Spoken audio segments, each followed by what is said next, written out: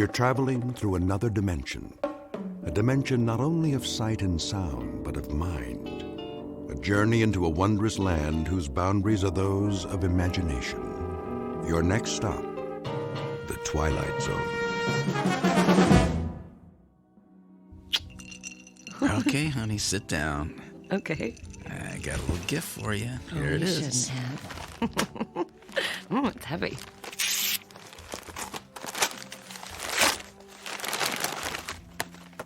You like it? Well, it's a cookbook. Happy birthday, Susan. It's a cookbook. Well, I thought your cooking could stand some improvement, you know. Oh, that's real nice. Well, come on, aren't you going to look inside? Oh, now that's more like it. Well, I'm not good at buying jewelry on my own. I had to guess the size of the ring. Think it'll fit? It's a little snug. I can get it resized. Do you have the receipt? Is that important? Kind of. Think of it as Exhibit A, Officer Stern would. Right. I'll try to remember what I did with it. In the meantime, I gotta go. Crime's not gonna fight itself. Oh, Paul, do you have to go? Look, I don't like it any more than you do, but I have to book leave in advance, and today kind of snuck up on me. And My birthday snuck up on you? that didn't come out the way I meant it to. I bet. Can't you call in sick? Yeah, they would definitely never suspect that.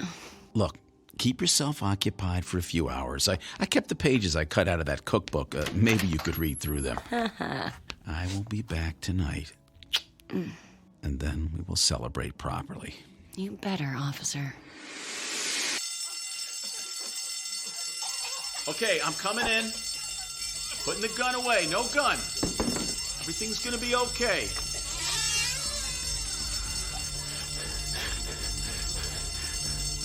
Now listen, Benny.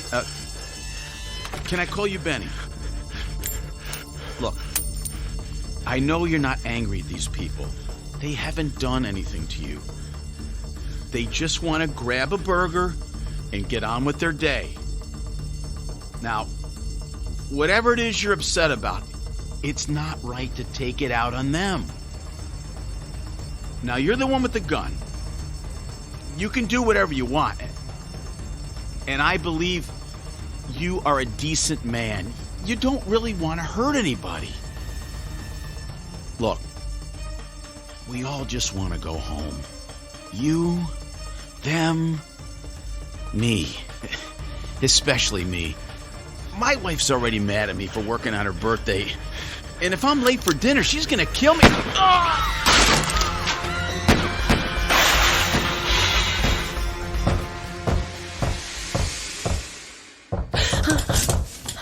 Susan! Susan! Hey, Susan, are you in there?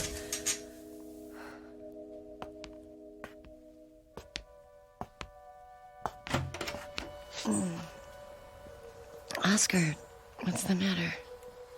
Susan, your paper? It was on the porch.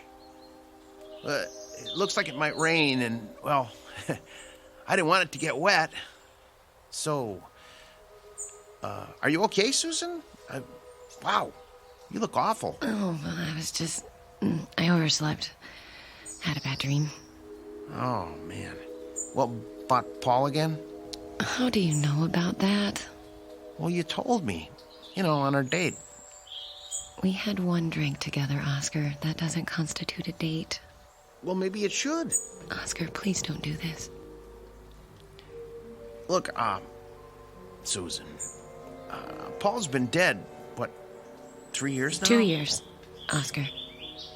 Susan, we've all lost someone special to us. Oscar, I'm sorry about your mother.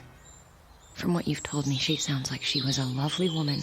Oh, she was. Yeah, she was everything to me. But I really think that... Hey, is that the phone ringing? I don't hear anything. Oh, yeah, that is definitely my phone. You better get inside before it rains. Bye now.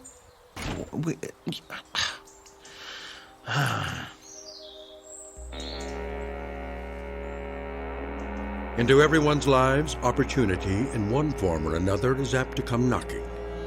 But opportunity is about to present itself to Mrs. Susan Sternwood, widow, in the form of one Hal Scratchman, traveling salesman. And through this rather improbable gentleman, she will learn that the road less traveled is often so for a reason, because in this instance, that road leads directly into the Twilight Zone.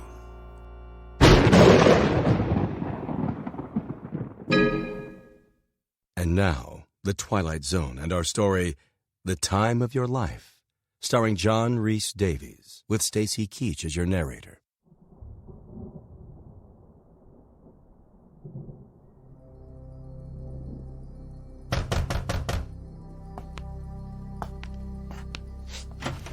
Oscar, look, Not who you were expecting. I'm sorry. I thought... can I help you? Well, I'm supposed to sell you what's in here. I'm afraid I don't buy from door-to-door salesmen. I'll settle for coming in out of the rain. I'm sorry. I'd like to help you, but... Lady, I'm begging you. I'm drowning here. Okay. Just for a minute. But I'm not buying anything. Understood.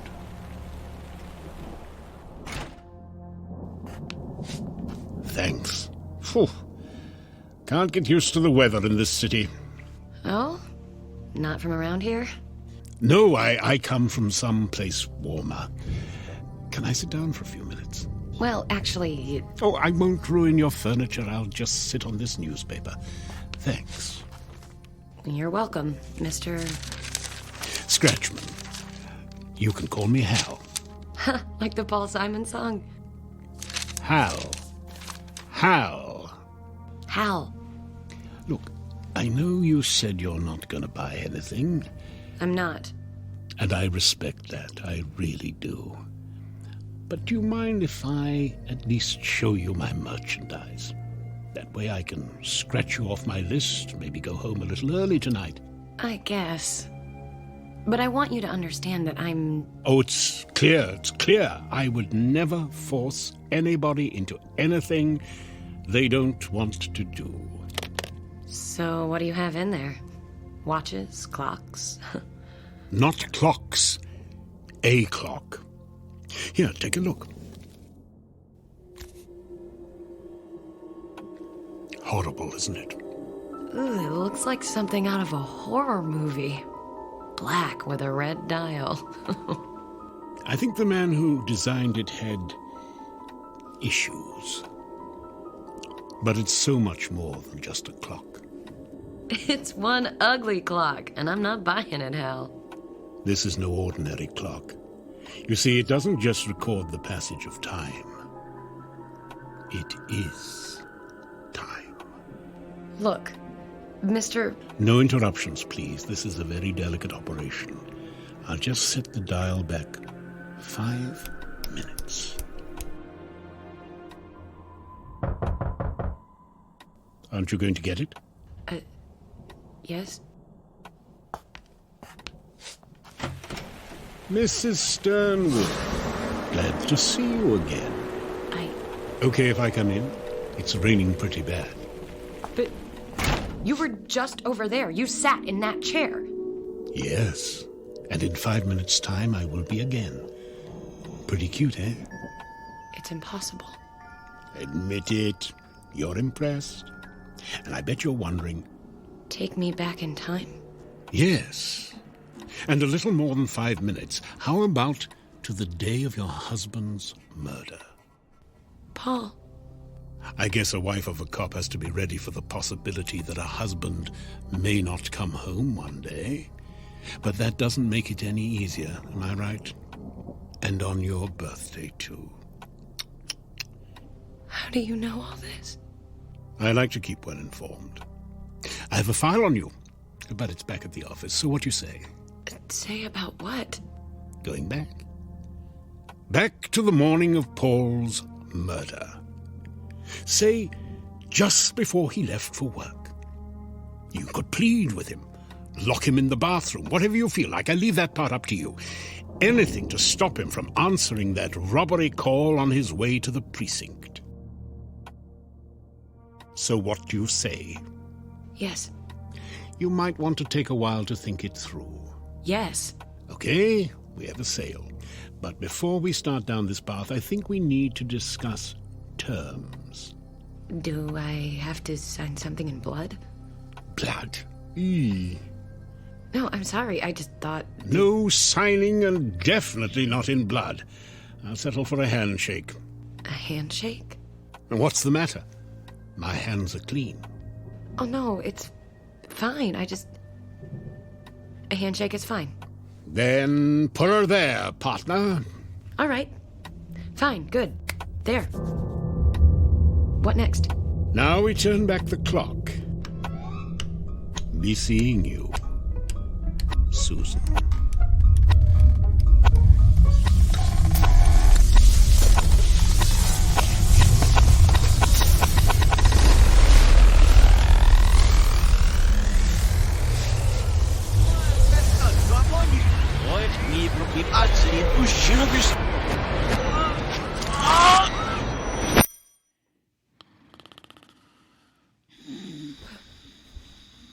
Paul? Paul? What is it, honey? Was I snoring again? No. No, you weren't snoring. So what's the matter? Nothing's the matter. Nothing at all. You're fine, Paul. Everything's fine.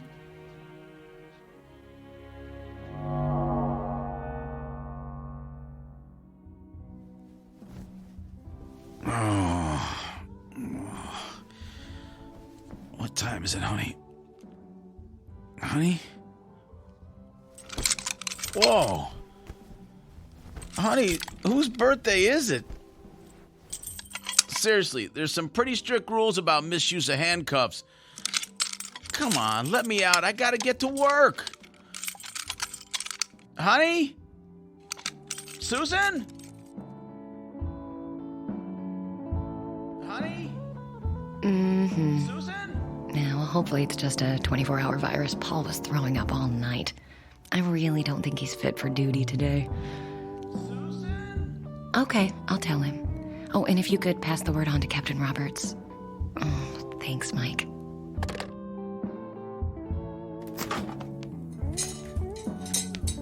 That was not cool, Susan. Paul! Do you know how late I'm gonna be? I am so dead. How did you get free? Think I don't know how to open a pair of handcuffs? Was that supposed to be funny? Because I'm not laughing here. What's the idea? Paul, I just don't want you to go to work today. Look, I don't like it any more than you do, but I have to book leave in advance. And today kind of snuck up on you. I wasn't going to say that. Look, it doesn't matter. You're not going to work today, and that's final. Honey, crime doesn't fight itself. Stop saying that. What? I just thought of it. You always say that. I hear it every time I sleep. Man, I don't know what's up with you today. I didn't forget your birthday, but it's too late to give you your present. I gotta go. We'll pick this up tonight. Too late, Paul. I already called and said you were sick. You did what? Look, forget it. I have to go. You're not going anywhere. Get back, Paul. I mean it. Susan, what the hell? You're staying right Are you here. insane? If you go out of this house today, you are going to get yourself killed. Oh, okay. So you're gonna shoot me to stop me from being killed. Do you know how nuts that sounds? Paul, I am begging you. Don't go.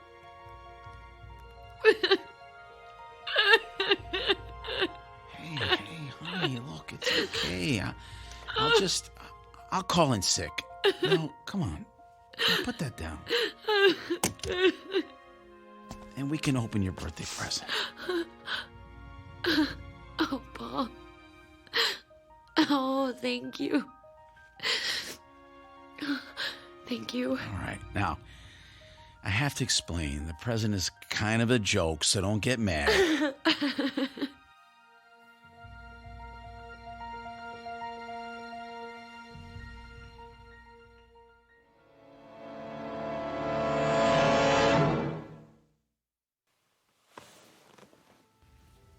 I know I must have looked completely crazy. I've never acted like that around him before. God, I've never done anything like that before. I've had no reason to. But this... Well, and of course, Paul insisted I get some help. What could I say? I pulled a gun on him. That's why I came to you, Dr. Paxton. I can't tell Paul what I really think happened. That he was killed. That I lived 2 whole years without him. And that I somehow went back through time and prevented it. It has to be a hallucination. But the thing is... Go on, Susan. The thing is, I guess I went to sleep one night, woke up the next, and in the meantime, I accumulated 2 years' worth of false memories. Like when Victoria Principal got up and found Bobby in her shower. Oh, but why did I hallucinate that my husband was murdered? Why, Doctor? Uh-huh. It's certainly a delusion of an extremely lucid sort. And what about this salesman, this, Al Scratchman? Hal Scratchman. Uh-huh. It really doesn't matter, right? I just made him up too, I guess. But what part of my imagination he came from, I have no idea. I thought my memories of him would grow fainter each day, but I remember everything, down to the smallest detail. Every time I pick up a magazine, I feel like I've seen it before. Every time I turn on the news, I think I've already heard it. Fascinating. And that's the most frightening thing about it. How so? Because if I really do think that, the delusion isn't over yet. I must still be... crazy. Paul thinks I'm crazy. Do you think I'm crazy, Doctor? I don't think that, Susan. I mean... If I didn't believe you, who would? It's you. Believe it, baby. It talks. So how have you been? Where's Dr. Paxton? Out visiting one of his more expensive patients. No offense. I came in here, saw you lying on the couch, couldn't resist taking his place, finding out what's been going on with you. Oh, this is a great office. Look at that view. That is $1 million view right there. And air conditioning. I love air conditioning. I can never turn it up high enough. Oh my God, oh my God, oh my God, this isn't happening. Oh, you've got to love psychiatry. Everyone has so many problems and nobody gets any better. I don't know what's happening or why it's happening, but thank you, I guess. I'm leaving now. Goodbye, Hal. You are not going anywhere, Susan.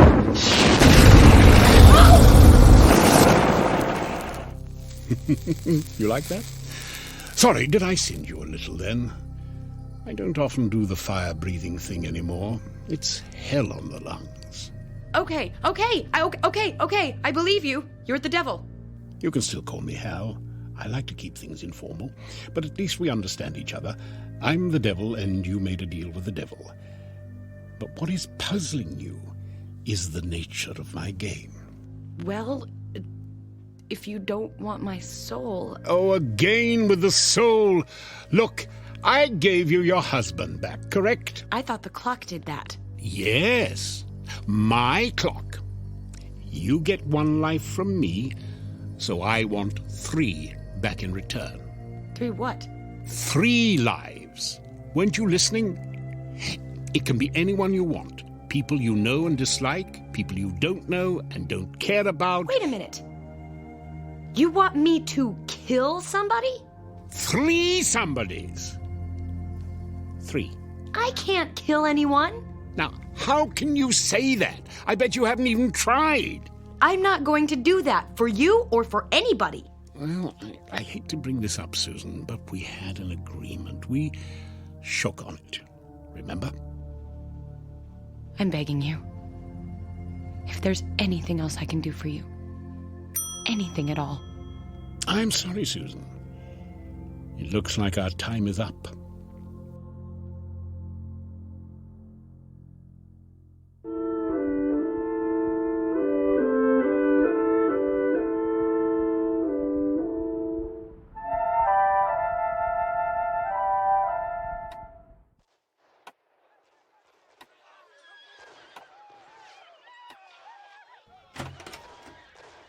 Hi, honey, you're home. Paul, I wasn't expecting you back so soon. Why? Do you have plans? course not. You okay? You seem a little jumpy. I'm just cold.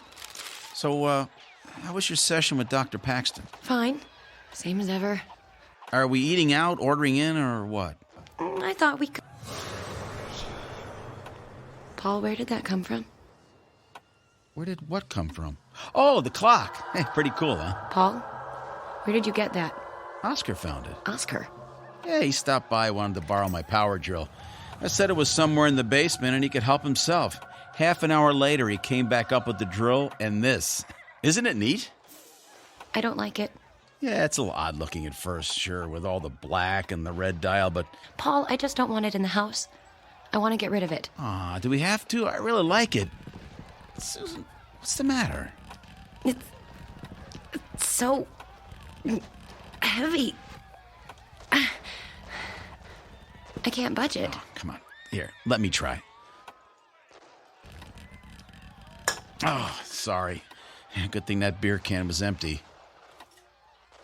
Clock seems fine to me. You need to work out more. Paul, if you can move it, would you mind putting it back where you found it? Sure, I could, but I don't know. I just don't want to. I think it seems good right where it is, don't you think? Why, are you sorry you bought it? No. No, I'm not, Paul. Not for 1 second. All right, well, I'm going to get another beer. You want one? How about a coffee? Wow, living dangerously, huh? One coffee coming up. His fate is tied to the clock. He can't help himself. Hal, where are you? In here. Where? Over here. In the TV. What have you done to my husband? You mean apart from subverting the very nature of time and the universe in order to bring him back to life for you? Nothing. He can't understand why the clock's so important to him, but you can. I don't want that thing in my house. Sorry. Like the 3 lives thing, it's non-negotiable. I moved that clock before. Why can't I move it now? Because I don't want you to. I want it there as a reminder. We have a business arrangement. We could have handled this amicably, gone our separate ways, but no! You had to turn the murders of 3 people into a big deal. So now, I'm playing hardball. Time's running out, and so is my patience. Tick-tock, honey. Remember? Oh, Susan, sweetie, do you think you could change the channel? I think they're showing Ice Station Zebra over... Sorry, Hal. That is the end of our broadcast day. Coffee's up. Hey, why'd you turn off the TV? Bad for your eyes. Let's listen to the radio. That was 3 is the magic number. And that goes out to Susan On second thought, let's go out. I'm hungry.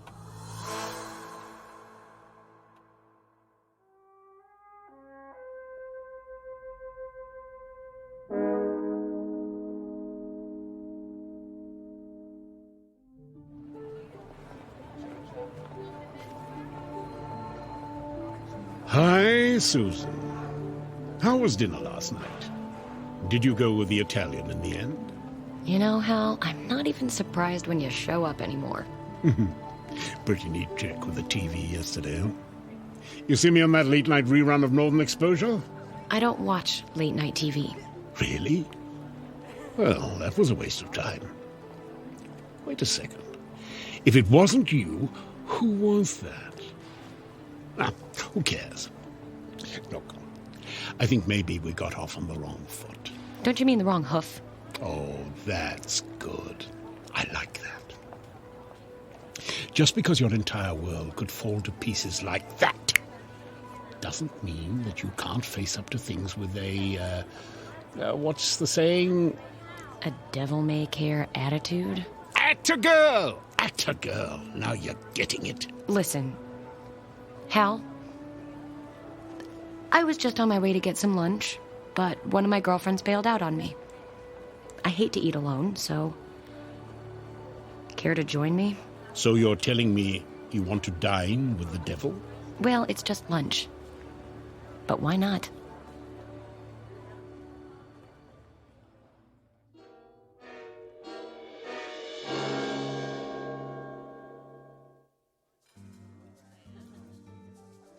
Are you ready to order? Oh, I'll have the special. And for you, sir? Do you have any of that soup? The one you serve cold? Oh, gazpacho. I'll have that. Anything to drink? Nothing for me. Yes, something with a lot of ice. Okay. Forget the drink, just bring me a glass full of ice. Just ice. Uh-huh. Come on, minimum wage, hop to it. That wasn't nice. All part of the service.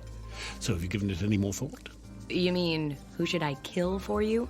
Hey, you know who's good? The homeless. The homeless? Well, think about it. They're missing persons who aren't really missing. One more or less in the world who cares. I mean, it's not like anyone's keeping score.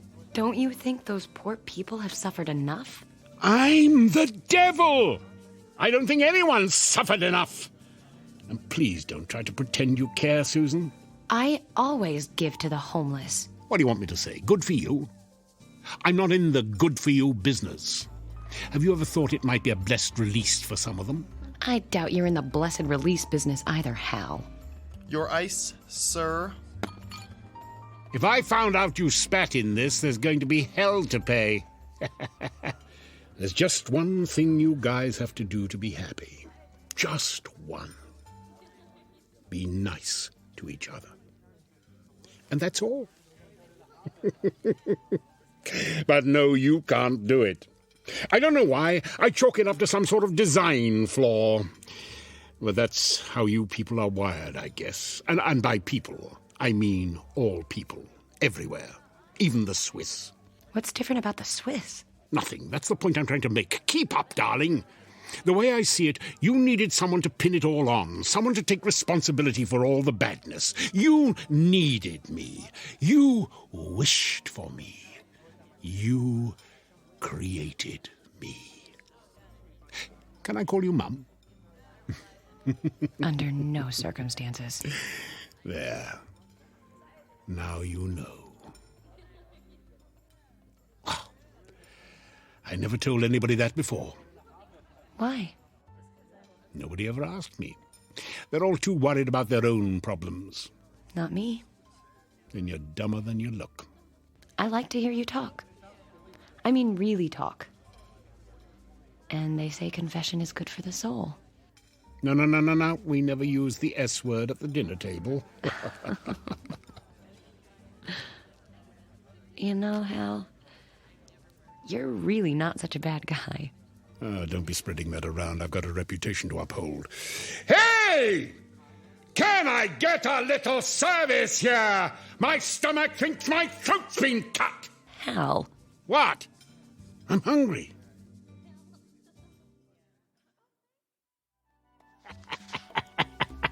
It's funny because it's true. Oh, that's a great story. I got 1,000,000 of them. Literally 1,000,000. With you, it'll be 1,000,001. 1,000,000 sounds like a better number. What do you mean? Hal, I think we made a real connection here today. I think we could even be friends. And friends don't spoil things by letting business get in the way. You mean you want me to... Forget about the deal, Hal. Let Paul live. Give me a break. What do you say? Friends? I say... time's up, princess. What? 3 dead. You have 1 hour. Just 1. Or I take the clock, your husband, and your future. But... I told you I couldn't be conned, Susan. I'm not conning you. I really like you. Yeah, sure you do. The one time I let down my guard. The one time. You know how hard it is for me to open up to people? Hal, I'm sorry. I didn't mean to upset you. I'm going now. I hope you'll understand if I don't pick up the check. And if there is a shred of decency in you, you won't touch my lemon sorbet when it arrives. Hal, are you crying? No. I just have some brimstone in my eye. I have to go.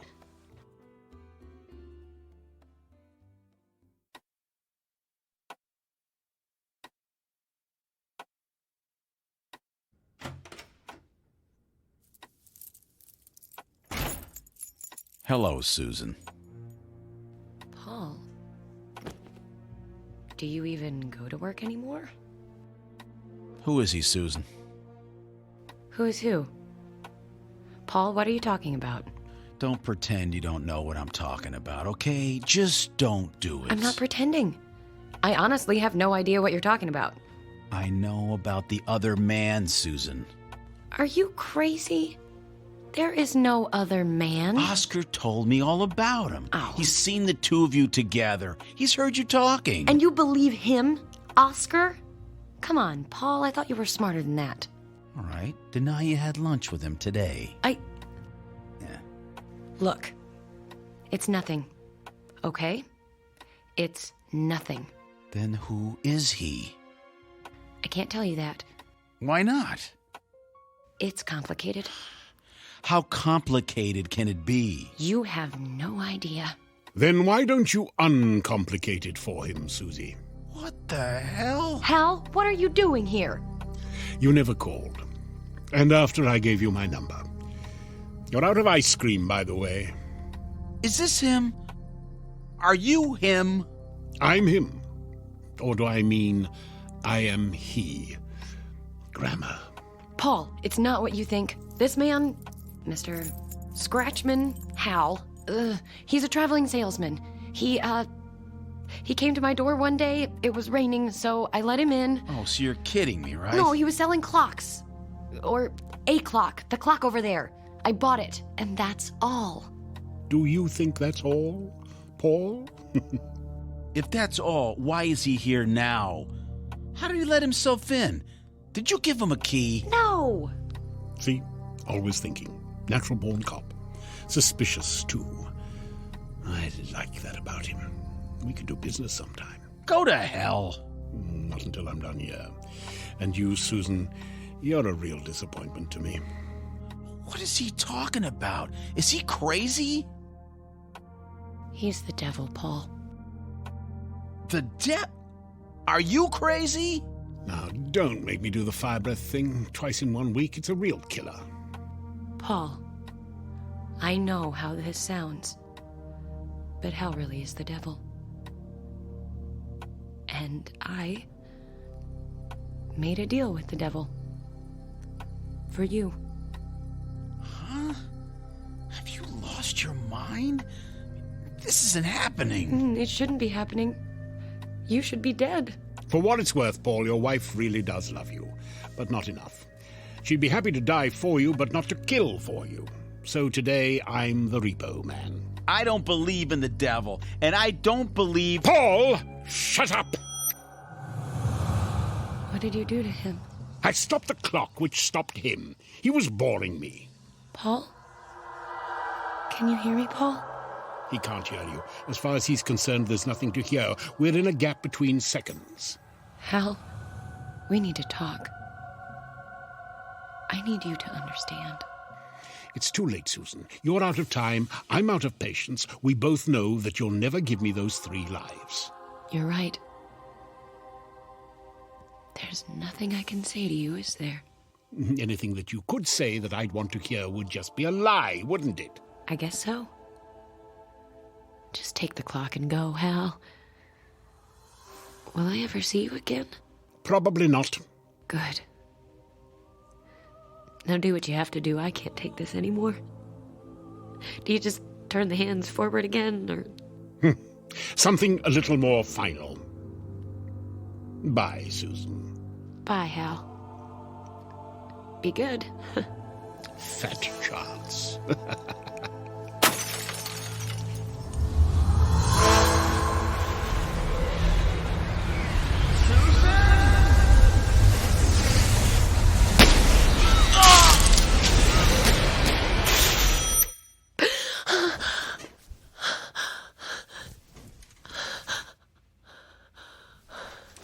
Paul? Paul? Paul?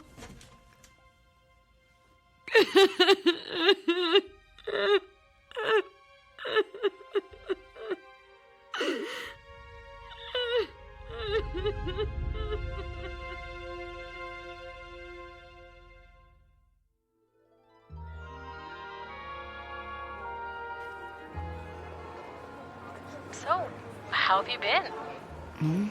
I've been away for a while, Jan. Well, I mean, maybe not away, but not really here. Susan, honey, you're not making any sense. Oh, I know, sorry about that. Let's just say I've been on a journey of personal discovery. Trying to get your groove back. Oh, believe me, Jan, I did not go willingly. Oh. But I found something out about myself. What was that? That I'm gonna be fine. Just fine. I knew that. We all knew that. But what I really want to know is, did you meet any men on this personal journey of yours? Oh, look, I'll be there in half an hour. I'll tell you all about it when I see you, okay? Okay, you'd better. Or I'll tell you as much as I can. Susan, my dear. Today is the first day of the rest. Oh, God! He hit her. I don't believe it. He just hit her. Oh, my. Oh, my. I can't believe I really did it. You did fine, Oscar. Just fine. You've only got 2 more to go, so let's get moving. Tick-tock, Oscar. Tick-tock. Okay. Just tell me I'm doing the right thing. Oh, it is the right thing, Oscar. Remember, you're doing this for your mother. That's right. I did it for Mom. I did it for Mom. For Mom.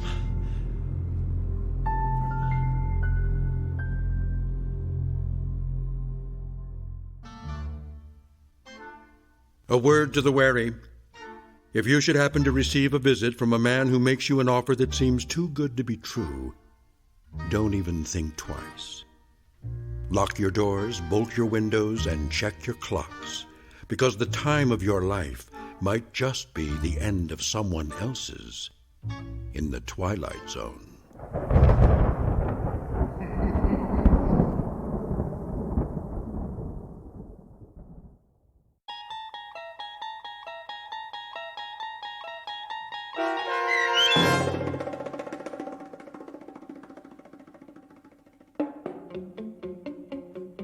The Time of Your Life, starring John Rhys Davies with Stacy Keach as your narrator, was written for The Twilight Zone by Matthew Elliott. Heard in the cast were Anne Sonneville, Jeff Lupetin, Joby Cerny, David Darlow, Saskia Volkers, and Patrick Francis. The producers of The Twilight Zone wish to thank CBS Enterprises and the Rod Serling Estate for making this series possible. This copyrighted radio series is produced by Carl Amari and directed by Joby Cerny for Falcon Picture Group. Sound design, custom Foley effects, recording, and editing are produced in the Cerny American Sound to Picture Theater by sound designers Bob Benson, Todd Beyer, and Tim Cerny. Music for The Twilight Zone is provided by CBS and American Music Company Incorporated, New York. To learn more about the Twilight Zone radio dramas and to download episodes, including 6 free episodes on our homepage, visit our official website at twilightzoneradio.com. Doug James speaking.